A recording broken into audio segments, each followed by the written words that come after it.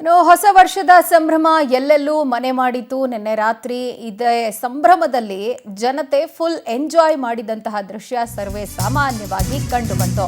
ಹೊಸ ವರ್ಷದ ಸಂಭ್ರಮದ ಹಿನ್ನೆಲೆ ಕುಡಿದು ನಶೆಯಲ್ಲಿ ಯುವಕ ಯುವತಿಯರು ತೇಲಾಡಿದ್ದನ್ನ ಗಮನಿಸಿದ್ವಿ. ಕುಡಿದು ಜಗಳವನ್ನ ಕೂಡ ಇದೇ ಸಂದರ್ಭ ಯುವಕ ಯುವತಿಯರು ಶುರು ಮಾಡಿಕೊಂಡಿದ್ದಂತಹ ಡೀಟೇಲ್ಸ್ ಲಭ್ಯ ಆಗ್ತಾ ಇದೆ. ಆ ಜಗಳ ಮಾಡ್ತಿದ್ದವರೆಲ್ಲ ಫುಲ್ ಟೈಟ್ ಆಗಿದ್ದಂತಹ ಹಿನ್ನೆಲೆಯಲ್ಲಿ ಅವರನ್ನ ಪೊಲೀಸ್ ಸಿಬ್ಬಂದಿ ಎತ್ತಾಕೊಂಡು ಹೋದ್ರು ಅಂತ ಹೇಳಿ ಮಾಹಿತಿ ಲಭ್ಯ ಆಗ್ತಾ ಇದ್ದು, ಬೆಂಗಳೂರಿನ ಬ್ರಿಗೇಡ್ ರೋಡ್, ಚರ್ಚ್ ಸ್ಟ್ರೀಟ್ ನಲ್ಲೆಲ್ಲ ಸಖತ್ ಎಂಜಾಯ್ಮೆಂಟ್ ನ ಮೂಡ್ ನಲ್ಲಿ ಯೂತ್ ಕಂಡು ಬಂದ್ರು.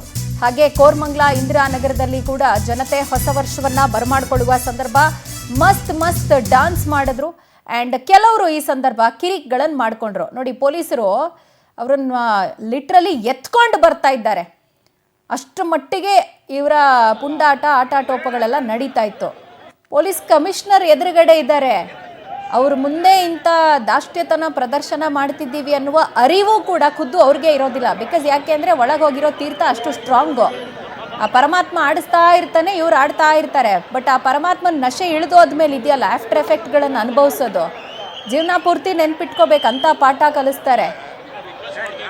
ಕೋರಮಂಗಲ ಇಂದಿರಾನಗರದಲ್ಲೆಲ್ಲ ಮಸ್ತಾಗಿ ಡ್ಯಾನ್ಸ್ ಮಾಡಿದ್ರು. ಚರ್ಚ್ ಸ್ಟ್ರೀಟ್, ಬ್ರಿಗೇಡ್ ರೋಡಲ್ಲೆಲ್ಲ ಪಾರ್ಟಿ ಮೂಡಲ್ಲಿದ್ದರು.